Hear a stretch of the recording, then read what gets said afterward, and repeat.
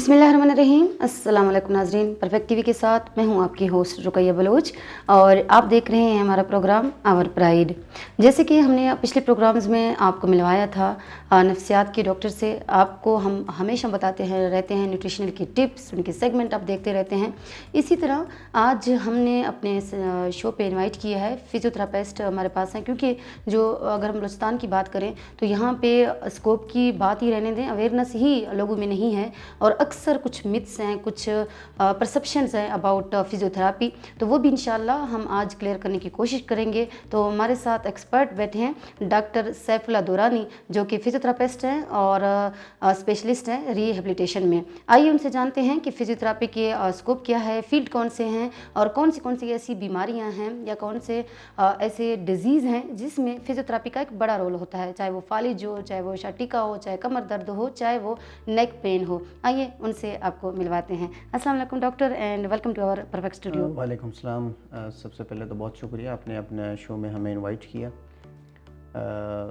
Physiotherapy basically क्या होती है? फ़िज़ियोथेरेपी एक ऐसा इलाज है जिसमें कोई मेडिसिन, कोई सर्जरी और किसी किस्म की कोई भी टेक्निक्स जो है वो, चाहे वो एलोपैथिक हो या कोई होम्योपैथिक हो, वो इस्तेमाल नहीं होती जी। इसमें मुख्तलिफ़ एक्सरसाइज होती है, मुख्तलिफ़ ऐसी मैनुअल टेक्निक्स होती हैं, जिसमें बहुत सारी ऐसी मॉडर्नाइज मशीनें होती हैं जिसमें हम बॉडी के पेन को भी ख़त्म करते हैं और उनकी जो मसल्स की परफॉर्मेंस है उनको भी बेहतर बनाते हैं। ज़बरदस्त।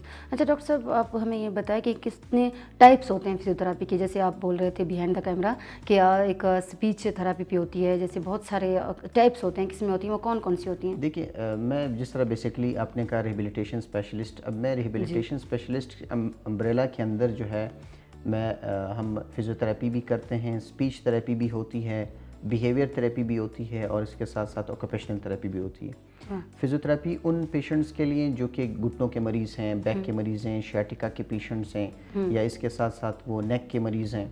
बिहेवियर थेरेपी उन पेशेंट्स में हैं जो कि माजूर बच्चे जो होते हैं, वो ऑटिस्टिक मरीज़ जिसे हम कहते हैं कि वो दूसरे बच्चों से थोड़ा सा पीछे होते हैं, उनका ब्रेन जो है उस तरीके का डेवलप नहीं हो पाता, उसमें फिर हम बिहेवियर थेरेपी करते हैं। अमूमन जो है वो पेरेंट्स बड़े परेशान होते हैं, बच्चे क्योंकि चीज़ों को मैनिपुलेट करते हैं, चीज़ों को फेंकते हैं, लड़ाई झगड़े करते हैं, ये है बिहेवियर थेरेपी।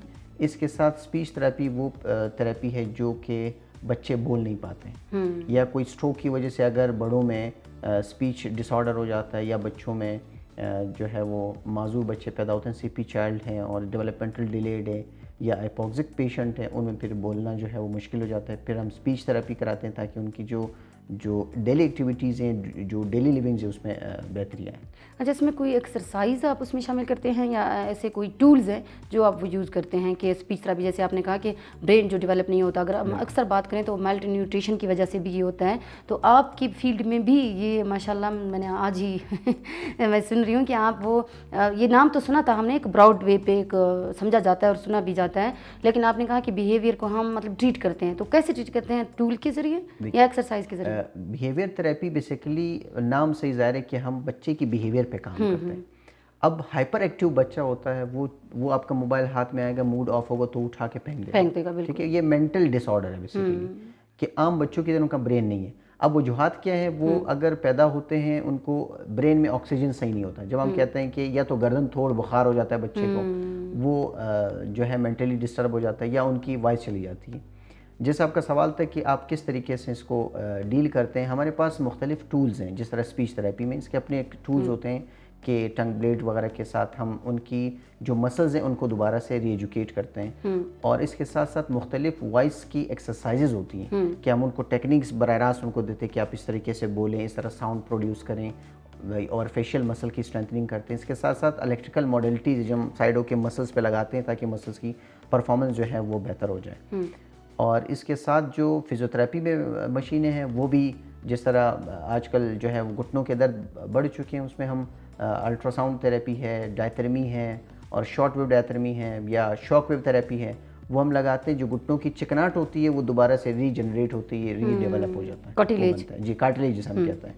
तो वो जो है वो पेशेंट आसानी से वो मतलब ये कि अपनी डेली लाइफ में आ जाते हैं। کیونکہ عموماً مریض جو ہے وہ نماز پڑھنے میں مشکلات ہوتی ہیں, سیڑھیاں چڑھتے ہوئے مشکلات ہوتی ہیں, اترتے ہوئے مشکلات ہوتی ہیں. تو وہ جو چیزیں عام الفاظ میں مریض سمجھتا ہے کہ میری ڈاکٹرز بتاتے ہیں کہ آپ کے گھٹنوں میں پانی ختم ہو چکا ہے یا چکناٹ کم ہوں گی, بیسیکلی دیٹ از کارٹلیج, جو کہ ایک دو بونز کے درمیان جو ہے وہ ایک لوبریکیشن پرووائڈ کرتی ہے. تو اس کے وجوہات بھی بہت سارے ہیں. اچھا ڈاکٹر صاحب, آپ نے گھٹنے کی بات کی, تو یہ آج کل بہت سارے جو 3 درد ہے وہ کامن ہیں, جیسے نیک پین ہے یا شاٹیکا ہے, کمر درد ہے, پھر گھٹنا ہے. یہ کیا وجہ ہو سکتی ہے, اور پھر کیسے آپ سجیسٹ کر سکتے ہیں ہمارے جو ناظرین ہیں یا پیشنٹ ہیں کہ وہ ایکسرسائز کریں کہ آپ ایک صحیح فزیو کے پاس جائیں؟ ہمارے اکثر لوگ ہوتے ہیں MBBS ڈاکٹر کے پاس جاتے ہیں, ان کو پتہ نہیں ہوتا کہ کون سے ڈاکٹر کے پاس ہم نے جانا ہے. دیکھیں, میں پہلے اس کو واضح کروں کہ یہ MBBS ڈاکٹر یا فزیوتھراپی یا کوئی, یہ بیسیکلی ایک ٹیم ورک ہے. جی. اب ایک MBBS کا ڈاکٹر ہے یا وہ آرتھوپیڈک یا کوئی بھی اسپیشلسٹ ہے, ایک پیشنٹ ان کے پاس جاتے ہیں, وہ اپنے پیشنٹ کو ٹریٹ کرتا ہے, وہ میڈیکیشن پرسکرائب کرتا ہے یا سرجری دیتا ہے. یعنی کہ اللہ تعالیٰ کے بعد ایک ڈاکٹر جو ہے وہ ہی saves the life of that patient. بالکل. We save the quality of life. So this is the difference between me and MBBS doctor, a medical practitioner or MBBS doctor or any other medical practitioner. یہ difference ہے. ہم quality of life کا کیا مطلب ہوا کہ اگر ایک پیشنٹ جو ہے فالج کا مریض ہے, وہ ان کے ہاتھ اور پاؤں کمزور ہو چکے ہیں, فیشل پلس ہو چکا ہے, پیرالائز ہو چکا ہے, اب اس کے بعد کیا ہوتا ہے کہ وہ اپنے کام کو اس انداز سے یا اس طریقے سے نہیں کر سکتا جو کہ وہ پہلے کرتا تھا. اب نیورو نے کیا کیا, یا اگر نیورو سرجن نے سرجری کی ریکوائرمنٹ تھی کر لی, نیورو فزیشین نے کیا کیا, ان کی میڈیکیشن پرووائڈ کر دی. ہمارا کام کیا ہے کہ ان کی لائف کو دوبارہ سے گین کرنا, تاکہ وہ ڈس اپوائنٹ نہ ہو, ان کی سوشل لائف خراب نہ ہو, وہ چل نہیں سکتا. اس میں مثال یہ کہ وہ اگر نماز اس طریقے سے نہیں پڑھ سکتا, ہم ان کی اتنی تھیراپی کرتے ہیں, اتنا ان کو اپنے لائف میں ان کو انوالو کر دیتے ہیں کہ نماز پڑھنا آسان ہو جاتا ہے ان کے لیے, سیڑھیاں چلنا, کام کرنا, یعنی کہ جو بھی ان کی ایک ڈیلی جو ایک نارمل روٹین ہوتی ہے زندگی کی, ایڈیلز جیسے ہم کہتے ہیں, activities of the daily living جو ہے ان کے لیے آسان ہو جاتی ہے تھیراپی سے. واہ ماشاء اللہ. اچھا, آپ فزیکل تھراپی یا فزیوتھراپی میں فرق واضح کر سکتے ہیں؟ دیکھیں, پہلے کیا ہوتا تھا, فزیوتھراپی کی صرف ایک ورڈ تھی کہ فزیو تھراپی ہے. ڈفرینس نارمل, مطلب there is no difference between physiotherapy and physical therapy. صرف ڈفرینس یہ ہے کہ پہلے ہم کیا ہوتا تھا کہ ڈپلومے کے کورسز تھے, اس کے بعد پھر 4 سال کا ہوا, اس کے بعد اسٹیپ بائی اسٹیپ یہ بڑھتا گیا DPT یعنی کہ ڈاکٹر آف فزیکل تھراپی کی طرف, یعنی کہ اسٹیپ بائی اسٹیپ یہ واسٹ ہوتا گیا. فزیکل تھراپی یعنی کہ فزیکل آپ فزیکلی, یا تھراپی ٹریٹمنٹ وایا تھراپی. اب کون سی تھراپی, اس میں مینول تھراپی بھی ہے, اس میں اسٹریچز تھراپی ہے, اس میں اسٹرینتھنگ ایکسرسائز کی تھراپیز ہیں, مختلف الیکٹریکل موڈیلٹیز ہیں, بہت ساری تھراپیز. اچھا, ڈیوریشن کتنا ہوتا ہے کہ آپ ایک کبھی بھی کسی بھی ڈیزیز کا, جیسے چھوٹی کا ہے یا کوئی نیک پین ہے یا گھٹنا ہے, مطلب یا اسٹریچز جو آپ نے کہا ہے کہ فزیوتھراپی ہے, تو اس طرح سے آپ ڈیوریشن کتنی ہوتی ہے آپ کے؟ ڈیوریشن ڈپینڈ کرتا ہے پیشنٹ پہ. اب ایک مریض کہتا ہے کہ میں نے کل رات کو ویٹ اٹھایا تو آج مجھے بیک پہ چپ پڑ گئی یا موچ پڑ گئی, کچھ بھی XYZ ریزن دے دیتے, تو وہ لاسٹ نائٹ کی بات ہے. کچھ ایسے مریض ہیں جو کہتے ہیں مجھے 5 سال سے درد ہے, ٹھیک ہے, تو یہاں پر عموماً مریض مس ڈائگنوز ہو جاتا ہے. مس ڈائگنوز یعنی کہ ایک تشخیص صحیح نہیں نکلتی. ایک مریض کہتا ہے کہ مجھے کمر پہ ایک سائڈ پہ ہاتھ لگا کے کہتا ہے مجھے پین ہے. اب ان کو جب ہم ایکس رے کی طرف جاتے ہیں, MRI کی طرف جاتے ہیں, تو اس میں موروں کا مسئلہ نکل جاتا ہے. جس طرح ہم لوگ, یہ بھی کامن ہے, جس طرح میں نے گھٹنے کی مثال دی کہ لوگ کہتے ہیں کہ گھٹنے میں پانی ختم ہو چکا ہے یا چکناٹ کم, اس طریقے سے کمر میں کہتے ہیں کہ میری رگ دب رہی ہے, یا مجھے رگ نسا ہے, یا میرے ڈسک مورے بیٹھ چکے ہیں. تو اس چیز کو سب سے پہلے اس کی ڈائگنوسس نکالنا, دس از ویری امپورٹنٹ, کہ ان کی پرابلم جو ہے مسلز میں ہے, یا ان کے جوائنٹس میں ہے, یا ان کے لیگامنٹس میں ہے, یا ان کے ٹینڈنز میں ہے. ونس وی ڈائگنوز, جیسے ہم تشخیص نکالتے ہیں, ان کی جو ٹریٹمنٹ ہے وہ آسان ہو جاتی ہے. اگر مسلز کا پرابلم ہے تو مسلز کو بیلنس کرنا, مسل کی اسٹرینتھنگ کرنا, یہ آسان. اچھا, یہ بھی فزیوتھراپی کا رول ہے, جیسے آپ نے کہا کہ ٹینڈنس جو ہمیں نارملی پتہ ہوتا ہے کہ ٹینڈنس کیا ہے, کارٹیلیج کیا ہے, یہ سارے جو بون موومنٹ ہے یا مسلز اور بون کے درمیان جو موومنٹ ہوتی ہے, ان سب کو اگر ہم ڈسکرائب کریں تو یہ بھی فزیوتھراپی کا کام ہے, آپ لوگوں کا کام ہے کہ ان کو بھی آپ ٹریٹ کرتے ہیں؟ بالکل. دیکھیے, یہ سب سے مین چیز یہ ہے کہ ایک پیشنٹ کہتا ہے کہ مجھے, اگر مثال دیتا ہوں نی جوائنٹ کی, وہ کہتا ہے مجھے پین ہے نی میں. جی. اب اس میں یہ جو ہمارے فزیوتھراپی میں اسپیشل ٹیسٹ ہے, مختلف اسپیشل ٹیسٹ ہے. اگر ہم ایک ٹیکنیک سے اپلائی کرتے ہیں تو ہمیں پتہ چلتا ہے بونز کا ایشو ہے. دوسرے ٹیکنیک سے, جس طرح ہم ایکس رے MRI کی طرف جاتے ہیں, اسی طرح فزیوتھراپی میں ایک اچھا تھراپسٹ ہوگا, he can diagnose the patient whether the problem is نی, بونز, مسلز اور کارٹیلیج, جس کا بھی ہے وہ ڈائگنوز کر سکتے ہیں. ٹینڈن کا ہوگا تو ان کے ایک اپنے ٹریٹمنٹ پروٹوکول ہے, مسکولر ہوگا اپنا ٹریٹمنٹ پروٹوکول ہے, بونس کا ہوگا ایک اپنا ٹریٹمنٹ پروٹوکول ہے, اور جو ہمارے ڈومین میں نہیں آتا then we refer this patient to the medical practitioner یا جو بھی ایک اسپیشلسٹ ڈاکٹر ہیں, تاکہ وہ اپنی ایکسپرٹ اوپینین دے, پھر ہماری طرف واپس ان کو ریفر کریں. مگر آج کل تو ہر گھر میں, جو ہم کہتے ہیں, میں ایک دعوے کے ساتھ کہہ سکتا ہوں کہ ہر گھر میں میرا مریض موجود ہے, چاہے وہ نیک کا ہے, چاہے وہ بیک کا ہے, چاہے وہ نیز کا ہے. تو لوگوں میں یہ چیز بڑی, کیونکہ اس کی مین وجہ یہ ہے کہ ہم یہ موبائل فون, یہ تو ہم غلط پوزیشن میں استعمال لائف اسٹائل ہماری, بالکل ہم موبائل یوز کرتے ہیں, ہمارا ہیڈ جو ہے وہ ڈاؤن ہوتا ہے, کیونکہ ہمارا جو ہیڈ ہے وہ باڈی کے 18% ویٹ بیئر کرتا ہے. بالکل, یعنی کہ یہ مسل میں اتنی 18% آف دا باڈی ویٹ کا اسٹرینتھ ہونا چاہیے. اگر ہم اس پوزیشن پہ آئیں گے, جو ہمارے گردن کے موڑے ہیں اس میں بڑا پریشر پڑتا ہے, اور ہماری جو اسکلپ ہے اس کا ویٹ بھی بڑھ سکتا ہے, ویٹ پڑتا ہے. تو اس کے لیے مریض کہتے ہیں کہ میرے ہاتھ سن ہوتے ہیں, ٹنگلنگ سینسیشن ہوتی ہے, ہم صبح اٹھتے ہیں سن ہوتے ہیں ہاتھ. تو یہ ساری وجوہات جو ہے دیٹ از پور پوسچر. پور پوسچر جو ہے موبائل غلط استعمال کرنا, لیپ ٹاپ کو غلط پوزیشن پہ وہ کرنا, اس کے اپنے ایک طریقہ کار ہے. پہلے جب سن ہوتے تھے تو ایک ہی وجہ تھی آئرن کی کمی, کہ آئرن کی کمی کی وجہ سے یہ ہو سکتا ہے کہ آپ کے ہاتھ پاؤں سن ہو جائیں. آج کل تو ہماری لائف ایسی ہے اسٹائل کہ ہم ہر روز, جیسے آپ کہتے ہیں کہ ہر گھر میں ایک پیشنٹ ہے. میں نے یہی بتایا کہ یہ ڈفر کرتا ہے ڈائگنوسس پہ. اگر ایک پیشنٹ سے ہم پوری طریقے سے ہسٹری لیتے ہیں, اگر ایک پیشنٹ کہتا ہے کہ میں دھوپ میں بالکل نہیں بیٹھتا, تو یقیناً ان کی وٹامن ڈی کی کمی ہے. ایک پیشنٹ کہتا ہے کہ میں تقریباً دن میں, ہم ریسرچ یہ کہتی ہے کہ آپ نے 1 گھنٹہ موبائل استعمال کرنے میکسیمم ان 24 آورس, یعنی کہ 21 آورس جو ہے اپنے ہاتھ نہیں لگانا, 1 گھنٹہ تک میکسیمم یوز کرتے ہیں, میکس کی بات کر, ادروائز 40 منٹس 30 منٹس. آج کل تو الٹا ہے, 1 گھنٹہ شاید ہم نہیں کرتے ہیں, باقی 23 آورس ہم جو ہے استعمال کرتے ہیں. تو یہ ایک مین فیکٹر ہے. اچھا, آپ نے وٹامن ڈی کی بات کی ڈاکٹر صاحب. اگر ہم ایشین کنٹریز کی بات کریں, اگر ہم پاکستان یا انڈیا کی بات کریں, تو کیا ہماری اسکن ایسی ہے کہ وہ وٹامن ڈی کو کیپچر کر سکے, یا پھر دھوپ کی اگر ہم بات کریں, یو وی اے ریڈیشن یا یو وی بی ریڈیشن, کہ ہم کس ٹائم دھوپ لیں؟ جیسے عموماً کہا جاتا ہے کہ 10 سے یا 9 بجے سے 11 بجے تک دھوپ لیں, اس کے بعد آپ نہ لیں. تو آپ کلیئر کریں ہمارے ناظرین کو کہ کس وقت دھوپ لے سکتے ہیں, یا کیا یہ ایشین اسکن پہ جو ہماری اسکن ہوتی ہے ایشینز کی, کیا وہ کیپچر بہتر کر سکتا ہے؟ بالکل, بڑا اچھا سوال کیا آپ نے, کیونکہ میں اکثر جب خواتین کو یہ کہتا ہوں کہ آپ دھوپ میں بیٹھا کریں, تو سب سے پہلے یہ کہتے ہیں کہ ڈاکٹر صاحب ہم نے تو اتنا پارلر جاتے ہیں, وہاں جاتے ہیں, یہ جاتے ہیں, اور آپ واپس ہمیں دھوپ پہ بٹھا رہے ہیں کس سے. تو اس کا جو, اگر ان کو یہ سمجھ میں آئے کہ دھوپ کتنا فائدہ دیتا ہے اسکن کو, تو وہ اسی وقت بیٹھ جائیں. اچھا, اس کی ٹائمنگ ہے, الٹرا وائلٹ ریز جو ہے وہ صبح جب ارلی سن رائز ہے اس وقت, اور جب واپس جو غروب ہونے کا ٹائم ہے یا سن فال کا ٹائم ہے, اس وقت جو ہے وہ بڑا فائدہ مند ہے.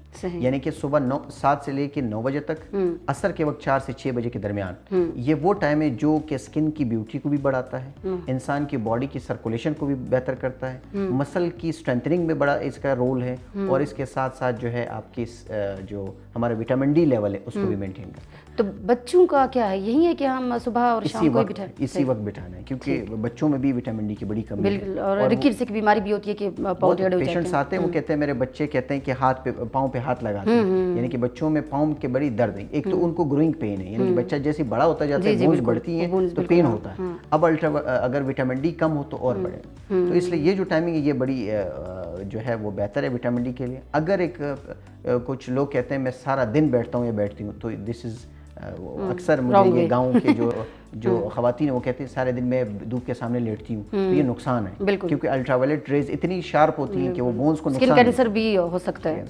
تو وہ ٹائمنگ جو ہے, کیونکہ اس میں الٹرا وائلٹ ریز کی جو ریڈیشنز ہیں وہ اتنی ہے کہ وہ باڈی کے لیے فائدہ مند ثابت ہوتی ہے, ادروائز جو ہے وہ نقصان دہ اگر وہ شارپ ویوز جنریٹ کرتی ہیں. بالکل. اچھا ڈاکٹر صاحب, اگر ہم اسپورٹس مین کی بات کریں جو بہت زیادہ مطلب ایکٹیو ہوتے ہیں, اور ڈفرینٹ جو کرکٹ ہے یا فٹ بال ہے یا ہاکی ہے, اور ڈفرینٹ جو گیمز ہیں وہ کھیلتے ہیں, تو ان کی لائف میں ایک فزیو تھراپی کا کتنا بڑا رول ہوتا ہے؟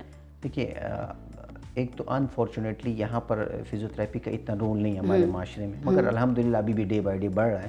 انٹرنیشنلی اگر ہم دیکھا جائے, ہر اسپورٹس ایکٹیویٹیز میں ایک کوالیفائڈ کنسلٹنٹ فزیکل تھراپسٹ کا رول ہے. بالکل. اگر ایک کرکٹ کا میچ ہے, میں اپنی بات کر رہا ہوں, میں خود بھی سول ایویشن کا اسپورٹس تھراپسٹ رہ چکا ہوں, میری اسپیشلٹی بھی اسپورٹس انجریز کی. تو ہر اسپورٹس میں, چاہے وہ ہاکی ہے, چاہے وہ فٹ بال ہے, چاہے وہ کرکٹ ہے, چاہے وہ باکسنگ ہے, ایون جو کراٹے ہیں آج کل ہمارے یہاں نہیں ہے, مگر اس میں ہر تھراپسٹ اس لیے ضروری ہے کیونکہ اچانک ایک پلیئر آتا ہے وہ ہسٹری آف فال ہوتی ہے, وہ گر جاتا ہے, کچھ بھی ایکس وائی, تو امیجیٹ جو ریلیف ہے وہ تھراپسٹ ان کو دے دیتا ہے. ادروائز یہ ہے کہ وہ ایک میڈیکل پریکٹیشنر بھی وہاں موجود ہیں کہ ان کے لیے خیال کر سکیں. مگر لانگ ٹرم گول میں ہر تھراپسٹ کا, اگر ہم سینئر ہمارے پلیئرس کی بات کریں تو ان کے ساتھ اپنا ایک انڈیپینڈنٹ فزیوتھراپسٹ ہوتا ہے, کیونکہ فزیوتھراپسٹ کا کام یہ ہے کہ پلیئر کو صرف ضروری نہیں کہ انجری ہو تو ہم ٹریٹ کریں, اس پلیئر کو ہم نے یہ سمجھانا ہے کہ اگر ہم عموماً اس وقت 60% جو بالرز ہیں ان میں شولڈر کی کمپلین ہے. میرے پاس جو مریض آتے ہیں وہ کہتے ہیں میں جیسی بالنگ کرتا ہوں تو ایک شارپ مجھے پین فیل ہوتا ہے. کیوں؟ کیونکہ جب وہ کرکٹ کھیلنے جاتے ہیں سب سے پہلے جو وارم اپ ہے وہ نہیں کرتے, جو کہ بہت ضروری ہے اس کے لیے. اس کے ساتھ ساتھ ان کی اگین واٹر انٹیک 75% جو ہے وہ پانی کا رول ہے ہماری جسم میں, پانی جو ہے ہائیڈریٹ رہتا ہے. بالکل, آپ کو زیادہ سے پتہ ہوگا, یہ تو آپ کا جو فیلڈ ہے. اب یہ ہے کہ ہر سپورٹس میں یہ ہونا چاہیے. اور میں بات کرتا ہوں ابھی جم کی, آج کل کے جو ہمارے جوان جو یوتھ ہے وہ جم جاتے ہیں, بڑی اپنی ان کو خیال, ان کو ایک فکر ہے کہ ہم اپنی باڈی بنائیں, مگر انفارچونیٹلی وہ بنتی نہیں ہے اور بگڑ جاتی. کیا وجہ ہے؟ وہ دور سے کسی کو دیکھتے ہیں کہ یار ان کے باڈی بن چکی, بس وہ امپریس ہو جاتے ہیں کہ یار لہٰذا he should be my instructor. تو وہ نقصان دہ, وہ نقصان دہ اس لیے ہے کیونکہ اگین انفارچونیٹلی میں بات کروں, جو ہمارے جم کے انسٹرکٹر ہیں ہمارے ہاں وہ خود اتنے کوالیفائڈ نہیں ہیں, ان کو یہ نہیں پتا کہ کس مسل پہ, کس بونز پہ ہم نے ورک کرنا ہے, کس مسلس کو بنانا ہے, ویٹ لفٹنگ کس طرح کرنی ہے. اگر یہی چیز میں باہر کی بات کروں کہ ہمارے باہر اگین کوالیفائڈ تھراپسٹ ہوتا ہے, وہ سب سے پہلے پیشنٹ کو ایجوکیٹ یا جو پلیئر کو ایجوکیٹ کرتا ہے کس طریقے سے اپنے ویٹ کو لفٹ کرنا. بالکل, ہمارے پاس معاشرے میں اور پاکستان کی بات کریں سوری ٹو سے کہ ہمارے پاس رائٹ پرسن نہیں ہے ایٹ دی رائٹ پلیس, کہ صحیح بندہ ہی نہیں ہے کہ وہ جو کوئی بھی نیوٹریشنسٹ ہے یا کوئی فزیوتھراپسٹ ہے, کوئی بھی ہے, صحیح جگہ پہ اپنے نہیں ہے, میرٹ نہیں ہے. اس وجہ سے آپ کہہ سکتے ہیں کہ جو انسٹرکٹر ہے وہ غلط ان کو لوگوں کو گائیڈ کر رہے ہیں, غلط گائیڈ کریں, اور وہ خود بھی نہیں پتا, شاید وہ گائیڈ ٹھیک کریں مگر ان کو پتہ ہی نہیں ہے کہ کس طریقے سے ان کو کرنا ہے. کیونکہ میرے جم کے جو پیشنٹس آتے ہیں وہ ہر دوسرا پلیئر جو ہے وہ سپورٹس جو جم کا پلیئر ہے وہ کہتا ہے میرے موروں کا مسئلہ, میرے ڈسک جو ہے اپنی جگہ سے سلپ ہو گئی ہے, یہ ہو گیا. تو یہ ساری جو چیزیں ہیں وہ لیک آف نالج اور ہمارے انکوالیفائڈ جو پلیئرز ہیں, یہ وجہ ہوتی ہے. اچھا, آپ نے ڈسک سلپ کی بات کی, اگر ڈسک سلپ ہمارے اپنی جگہ سے ہٹ جائے تو آپ وہ بھی آپ ٹریٹ کر سکتے ہیں, اور کتنی ڈیوریشن ہوتی ہے؟ مطلب یہ اگین ڈیپینڈ کرتا ہے کہ اگر ایک ڈسک فار ایگزامپل میں نے کہا کہ کل رات کو انہوں نے ویٹ اٹھایا یا 2-4 دن پہلے, 8-10 دن پہلے یا 1 ویک, تو وہ ڈسک دوبارہ ایزیلی اپنی جگہ ریپلیس ہو سکتی ہے. اس کی اپنی میڈیکل جسے ہم کہتے ہیں میکنزی ٹیکنیک یا ولیمز ٹیکنیک, اس پوزیشن پہ مریض کو لٹھانا اور ایجوکیٹ کرنا کہ اپنے اس طریقے سے ہر 4-5 گھنٹے کے بعد کرنا ہے, تو وہ جو ہے دوبارہ ریپلیس ہو جاتی ہے. ایک وہ ہے, کیونکہ ڈسک کو تھوڑا سا میں ڈیفائن کروں کیونکہ ظاہر ہے آپ کے ناظرین جو ہے اس چیز کو سمجھ لیں. ڈسک جو ہے ایک پانی کی طرح ایک فلوئڈ گول ڈسک ہوتی ہے, اس کے اندر پانی ہوتا ہے. جیسے وہ پیشنٹ ایک پوزیشن میں بار بار جھکنا, بار بار ایک کام کرنا, ہیوی لفٹنگ, وہ اپنی جگہ سے نکل جاتی ہے. جیسے نکلتی ہے وہ فلوئڈ اس کا نکل جاتا ہے. فلوئڈ پھر جو ہے وہ فریز ہو جاتا ہے. جب وہ فریز ہوتا ہے تو اوپر سے ایک شیٹک نرو نیچے آ رہی ہے, تو اس نرو کو کمپریس کرنے لگتی ہے, پاؤں سن بھی ہوتا ہے, ٹنگلنگ سینسیشن بھی ہوتی ہے. اگر یہ فلوئڈ سٹک ہو چکا یا جم جائے تو یہ تھوڑا سا مشکل ہو جاتا ہے. بالکل ٹھیک ہے, مگر یہ ہے کہ اگین تھراپی کے اس میں رول ہے, کور ہو سکتا ہے. صحیح. اچھا, ویٹ لاس میں آپ لوگوں کا کتنا بڑا کردار ہے کہ ہر کوئی آپ دیکھیں کہ پاکستان کا ہر تیسرا بندی فیمیلز میں زیادہ یہ ہو رہا ہے کہ ویٹ گین کر رہے ہیں, تو اس میں آپ ایکسرسائز ڈفرینٹ بتا سکتے ہیں؟ سب سے پہلے ایک تو ویٹ بڑھنا ظاہر خواتین میں ہی زیادہ ہے, اس میں یہ ہے کہ ہارمونل امبیلنس. بالکل ٹھیک ہے, ہارمونل امبیلنس ہے, وہ ان کو اپنی ہیلتھ کا اس طریقے سے وہ خیال نہیں رکھتی جس طرح رکھنا چاہیے. اب یہ ہے کہ ان کے اگر لیبارٹری ٹیسٹنگ نہیں ہے, پھر ان کے اپنے ایک ڈائٹ پراپر نہیں ہے, وہ ناشتہ نہ ہونا اور دیر سے اٹھنا, یہ بڑا ایک فیکٹر ہے. بالکل. اور اس کے ساتھ ساتھ وہ اپنی باڈی کی جو وٹامنز جو منرلز ہیں وہ پورے نہیں ہوتے, تو یہ سارے الیکٹرولائٹ امبیلنس ہوتا ہے, تو باڈی میں جو ہے وہ ہارمونل امبیلنس ہوگا تو ویٹ یقیناً بڑھے گا. تائرائڈ گلینڈ جو ہے وہ اپنا فنکشن نارمل نہیں کرتا, PCOS بھی ہو سکتا ہے, بہت ساری چیزیں ہوتی ہیں. تو اس کے لیے کیا ہے کہ ویٹ ان کو فکر تو ہے کہ میں انجیکشن لگا لوں یا ایسی دوائی ہو. سب سے پہلے تو ہم نے یہ دیکھنا ہے کہ ویٹ بڑھ کیوں رہا ہے. اگین تشخیص کی بات ہے کہ ڈائگنوسس کرنا, ہارمونل امبیلنس ہے, ہارمون کو بیلنس کرے, ویٹ آٹومیٹکلی ریڈکشن کی طرف جائے گا. اگر زیادہ خوراک ایک پیشنٹ کر رہا ہے یا وہ جو بھی ہے تو اس کو مینٹین کریں. اور اس کے بعد رات کو جب ڈنر کرتے ہیں تو ڈنر کے فوراً بعد سو جاتے ہیں. اور ڈنر میں کھاتے کیا ہیں یہ سب سے زیادہ, اور ڈنر سب سے زیادہ اچھا ہوتا ہے, جو ہم کہتے ہیں سب سے زیادہ اچھا اچھا جو ہے وہ ناشتہ آپ نے لینا ہے، مگر ہمارا سب سے الٹا حساب، جو ڈنر ہے وہ سب سے زیادہ ہوتا ہے، ناشتہ نہ ہونے کے برابر ہے، اور اس طریقے کیونکہ ٹائم اسی وقت ملتا ہے نا ان کو. ہمارا جو پورا ایک سسٹم ہے وہ سارا الٹا جا رہا ہے. موبائل فون ہم کہتے ہیں وہ ایکسیسو استعمال ہے، لیپ ٹاپ اسی طرح ہے، رات کو ہم دیر سے سوتے ہیں، صبح دیر سے اٹھنا ہے، ہمارا دھوپ پہ نہیں بیٹھنا ہے، واٹر انٹیک پراپر نہیں ہے، ڈائٹ پراپر نہیں ہے، جنک فوڈ ہے. تو یہ ساری چیزیں جب اس طریقے سے ہوں گی تو کبھی بھی ایک فٹنس نہیں آ سکتی. بالکل ہم نے نیچرل ڈائٹ کی طرف جانا. بالکل. کیونکہ مریض اکثر مجھے کہتے ہیں کہ مجھے وٹامن ڈی کی گولی دے دیں. جب دھوپ میں وٹامن ڈی ہے تو آپ کیوں لیں؟ بالکل. ڈائٹ پہ بھی آپ لے سکتے ہیں. آپ کے پاس ایگ ہے، آپ کے پاس ملک ہے، آپ کے پاس فش ہے، ڈائٹ سے بھی آپ لے سکتے ہیں. جی اچھا ڈاکٹر صاحب، آپ نے بات کی تھی بیہائنڈ دا کیمرہ کہ آپ ایک یونیورسٹی کھولنا چاہتے ہیں یا میڈیکل کالج کھولنا چاہتے ہیں. تو جاتے جاتے آپ ہمارے ناظرین کو بھی بتائیں جو ینگ ہمارے پاس نوجوان ہیں، وہ آنے والے ہیں یا پھر فزیوتھراپی کرنا چاہتے ہیں، ان کے لیے آپ کے پاس کیا میسیج ہے؟ دیکھیں فزیوتھراپی ان کے لیے یہ میسیج ہے میرا کہ ان کو ایک کوالیفائڈ ڈاکٹرز کے پاس یا فزیوتھراپسٹ کے پاس خود جو ہے وہ وزٹ کریں. اگر ان کے پاس ٹائم نہیں ہے یا وہ ریگولر نہیں جا سکتے تو ان سے وہ ایجوکیشن لیں کہ کس طریقے سے ہم ایکسرسائز کریں. بالکل. اور اس کے ساتھ ساتھ اپنی لائف کی موڈیفیکیشن کریں. اپنی جو بھی وہ چیزیں یا وہ ایکٹیویٹیز جو کہ صحت کے لیے یا ہیلتھ کے لیے نقصان دہ ہے اس کو اوائڈ کریں. اور اس کے ساتھ ساتھ اپنی واٹر انٹیک بڑھائیں، ہیلیو تھراپی یعنی کہ سن بات پراپر طریقے سے لیں، اور اس طریقے سے ڈائٹ کا خیال رکھیں، جنک فوڈ اوائڈ کریں، تو انشاءاللہ صحت بھی بہتر رہے گی. تو پھر تو فزیوتھراپی کی نیڈ ہی نہیں پڑے گی جب بندہ خود کرتا ہے. بالکل.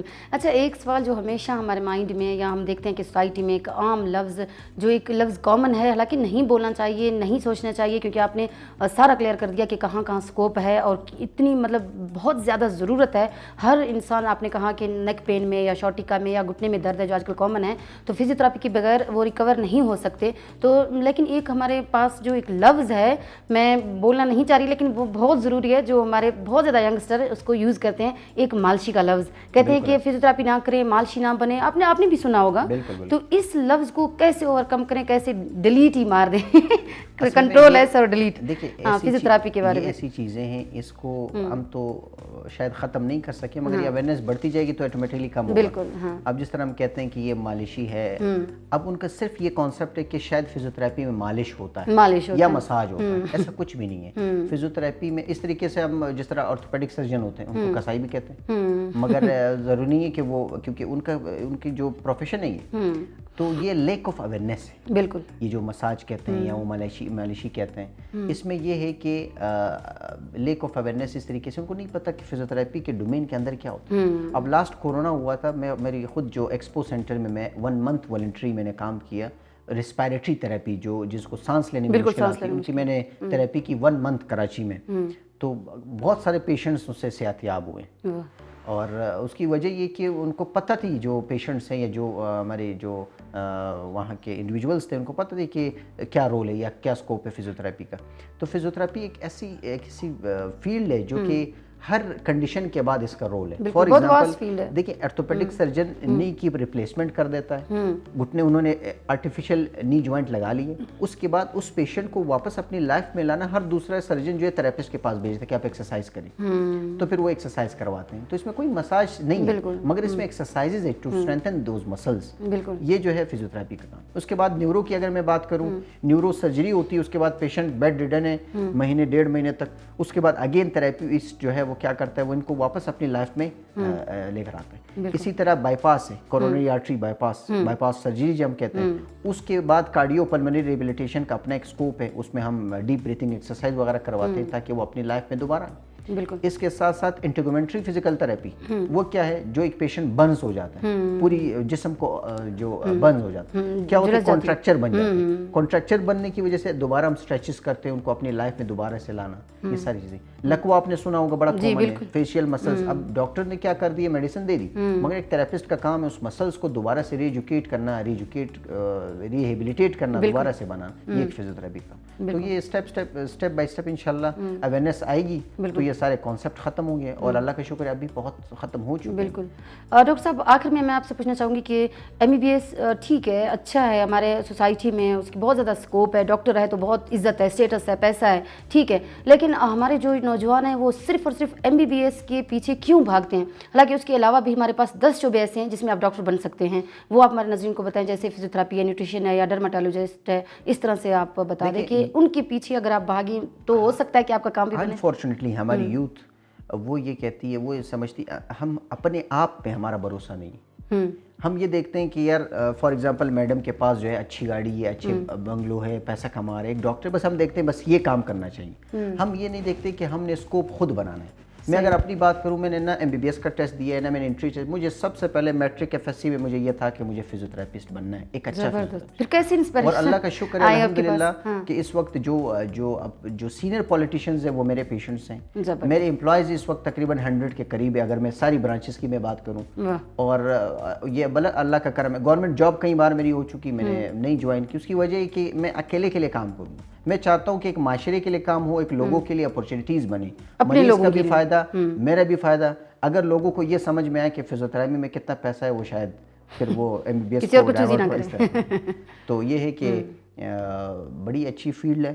ایسا نہیں ہے کہ ایم بی بی ایس اچھا نہیں ہے, فزیوتھراپی اچھا. ایم بی بی ایس کے ایک اپنا رول ہے, ان ڈاکٹرز کا ایک اپنا ایک مشن ہے, ایک ویژن ہے. لیکن یہ غلط ہے نا کہ کوئی بھی انٹری جو ٹیسٹ دے رہا ہے وہ ایف ایس سی کے بعد, مطلب اس کے 1000 نمبر بھی آ گئے, 1100 نمبر بھی آ گئے, پھر بھی وہ رو رہا ہوتا ہے کہ کیوں ہمارا ایڈمیشن نہیں ہوا ایم بی بی ایس میں. تو میں یہی کہنا چاہ رہی تھی کہ اس چیز کو ہم نے اوور کم کرنا ہے, اس چیز کو ختم کرنا ہے معاشرے میں, کہ اگر آپ ایم بی بی ایس آپ کا ایڈمیشن نہیں ہو رہا تو ٹھیک ہے, اٹس اوکے, آپ دوسرے شعبے میں بھی جا سکتے ہیں. بالکل جا سکتے ہیں, عموماً آتے بھی ہیں. اور اس وقت تو یہ ہو رہا ہے کہ اگر ایم بی بی ایس میں نہیں ہوا تو وہ اس آپشن کی طرف جاتے ہیں. کیونکہ میں جس طرح میں نے کہا کہ میرا اپنا کالج بھی ہے, جب میں اسٹوڈنٹ سے سوال کرتا ہوں آپ کیوں فزیوتھراپی میں آئے, تو اکثریت کے سوال ہے وہاں نہیں ہوا تو میں آیا. تو میں نے کہا آپ نے یہ انٹرسٹ کے ساتھ لیں, ابھی یہ چلیں وہاں نہیں ہوا تو آپ نے یہ انٹرسٹ ڈیولپ کرنا ہے تاکہ آپ آگے کی طرف, کیونکہ آپ کا ڈے فرسٹ سے انٹرسٹ نہیں ہوگا تو you can not be a successful physiotherapist. یہ تو بس ایک ٹائم اسپینڈ ہوتا جاتا ہے. تو میں دیکھتا ہوں لوگ سوال کرتے ہیں کہ فلانا تھراپسٹ جو ہے وہ ان کے پاس پیشنٹ کیوں کم ہے, آپ کے پاس کیوں زیادہ ہے. تو میں کہتا ہوں ایک تو میرا انٹرسٹ ہے, دوسرا میں چاہتا ہوں ایک مریض اگر آتا ہے میں میری یہ ایک ٹارگٹ ہوتا ہے کہ یہ واپس اپنے ٹانگوں پہ جائے. اگر ایک پیرالائسس, ہمارے ایسے کیسز ہیں, ایویڈنسز ہیں کہ اسپائنل کارڈ کی انجری ہے, بلٹ انجری ہے, کہ ڈاکٹرز نے سب نے منع کر دیا کہ یہ he can not be independent again. مگر ہمارے پاس وہ پیشنٹ بھی ہے, he can come in front of your camera, وہ بتا سکتا ہے کہ یہ میں پہلے کس کنڈیشن میں تھا, میں کس طرح. یعنی کہ وہ اب بھی انڈیپینڈنٹ ٹوٹلی 100% نہیں ہوئے, مگر وہ کھڑے ہوئے واکر تک, ویل چیئر سے واکر پہ ہے, واکر سے اسٹک پہ ہے. تو یہ بڑا ایک اچھا ایک مطلب کبھی کبھار تو ہمیں بھی لگتا ہے کہ یہ معجزہ ہے, مگر اگین وہی بات آ گئی کہ آپ نے کہا کہ ہم وی سے دا کوالٹی آف لائف. بالکل. جو باقی ڈاکٹرز ہیں, میں نے آپ کو بڑے آسان الفاظ میں بتا دیں, وہ انسان اللہ تعالیٰ کے بعد زندگی بچاتا ہے, ہم ان کی کوالٹی آف لائف کو بچاتے ہیں تاکہ وہ کسی پہ ڈیپینڈنٹ نہ کر جائیں. بالکل. وہ خود اپنے کام, اپنی ایکٹیویٹیز خود ایزیلی پرفارم کریں. زبردست. ڈاکٹر صاحب یہ شارٹیکا کیا ہے, کس وجہ سے ہوتی ہے, اور اس کے آپ ڈائگنوز کیسے کرتے ہیں, ٹریٹمنٹ کیسے کرتے ہیں؟ دیکھیے میڈم, شارٹیکا جو ہے جسے ہم عام الفاظ میں ارگ نساء کہتے ہیں یا ارک النساء کہتے ہیں, اس میں ایک مریض جو ہے وہ کنفیوژن کا شکار ہوتا ہے. کیونکہ ظاہر ہے ہمارا مریض 4-5 ڈاکٹر کے پاس جاتا ہے اوپینین لینے کے لیے. ایک ڈاکٹر انہوں نے کہتا ہے کہ آپ کے کمر میں رگ دب رہی ہے, دوسرا ڈاکٹر کہتا ہے آپ کے مورے جو ہے وہ بیٹھ چکی ہیں, تیسرا ڈاکٹر کہتا ہے آپ کو رگ نساء ہے, چوتھا ڈاکٹر کہتا ہے آپ کو شارٹیکا ہے. یہ ساری 4-5 باتیں جو ہے یہ ایک ہے, کیونکہ کمر میں مورے ہوتی ہیں, مورے جیسے کمپریس کر جاتی ہیں, وہ فلوئڈ نکلتا ہے اور پھر وہاں سے ایک رگ کو کمپریس کرتا ہے, تو دس از کالڈ شارٹیکا. اب شارٹیکا جو ہے ایک نرو کمپریشن ہے. کیوں ہوتا ہے؟ آپ وزن زیادہ اٹھانے کی وجہ سے ہو سکتا ہے, آپ کے پوسچر صحیح نہیں ہے, کہ اگر آپ چیئر پہ, یعنی کہ ایک بینکرز جو ہے عموماً میں پرابلم ہوتی ہے کہ ان کی چیئر کمفرٹیبل نہیں ہے, وہ سارا دن 8-10 گھنٹے جو ہے وہ ایک ہی جگہ پہ زیادہ بیٹھنا, اس کی وجہ سے ہوتا ہے. لانگ ڈرائیو جو ہے, ڈرائیورز ہوتے ہیں ٹرک وغیرہ جو کمفرٹیبل گاڑیاں نہیں ہوتی, ان میں یہ چیز ہوتی ہے. اور ہماری خواتین جو گھر پہ سائڈ ایریاز کی جو ہیوی لفٹنگ کرنا, وزن وغیرہ اٹھانا, ان میں یہ پرابلم ہے. اور پھر اگر ان کو سب سے پہلے شارٹیکا ڈائریکٹ نہیں ہوتا, پہلے سب سے پہلے ہلکا پھلکا بیک پین ہوتا ہے, تھوڑا سا بڑھتا جاتا ہے, ایک وقت پیک جو آتی ہے دیٹ مینس شارٹیکا. کیونکہ ہم انیشیل میں اس چیز کو مینیج نہیں کرتے ہیں. انیشیل میں ہم ہماری جو اکثریت یہ ہے کہ میڈیسن گھر پہ لے لیا, یا کسی سے پوچھ کے آپ کون سی میڈیسن لے رہے ہیں وہ لے لیتے ہیں, ایک پراپر جو ہے وہ ڈائگنوسس بھی نہیں ہوتی ان کا, وہ بھی نہیں ہوتا. تو شیٹیکا پھر ہم کس طرح علاج کرتے ہیں وہ بغیر کسی میڈیسن کے سرجری کے ہمارے پاس ٹریکشن تھراپی ہے جو کہ پیشنٹ کو لیٹاتے ہیں, ٹریکشن بیک پہ لگا دیتے ہیں تو وہ جو نرو ہے کمپریس ہے وہ ریلیز ہو جاتی ہے, پیشنٹ کمفرٹیبل ہو جاتا ہے. پھر ہم پیشنٹ کو ایجوکیٹ بھی کرتے ہیں کہ آپ آئندہ ویٹ زیادہ نہیں اٹھائیں گے, اگر اٹھائیں گے بھی تو کس طریقے سے اٹھائیں گے, اور جو ہے سیڑھیاں کوشش کرنی ہے اپنے اوائڈ کرنی ہے, لانگ ٹرم جو اگر بیک پین ہے تو اس طریقے سے پھر جو ہے شیٹیکا سلولی گریجولی وہ کر ہو جاتا ہے. زبردست, آپ کا بہت شکریہ, آپ ہمارے پروگرام میں آئے, بہت اچھا لگا, اور سارے کویشچن میں امید کرتی ہوں کہ ہمارے ناظرین کو بھی سمجھ آ گئے ہوں گے. ڈاکٹر سیف اللہ دورانی, آپ کا بہت شکریہ. جی ناظرین, ہمارے ساتھ موجود تھے ڈاکٹر سیف اللہ دورانی جو کہ فزیوتھراپسٹ ہیں اور اسپیشلائز ڈیوٹی کی ہے ریہیبلیٹیشن میں. تو آپ بھی ان کو ایکسیس کر سکتے ہیں, یا پھر آپ ان کو آپ کا نمبر اگر لینا چاہیں, کنٹیکٹ کرنا چاہیں تو ہمارے پرفیکٹ ٹی وی HD کے پیج پہ جائیں, کامنٹ کریں, اور یہ بھی ہمیں کامنٹ میں بتائیں کہ آپ اگلے پروگرام میں کس کو دیکھنا چاہتے ہیں, کس کو سننا چاہتے ہیں. تب تک کے لیے مجھے دیجیے اجازت. اللہ حافظ, اللہ نگہبان.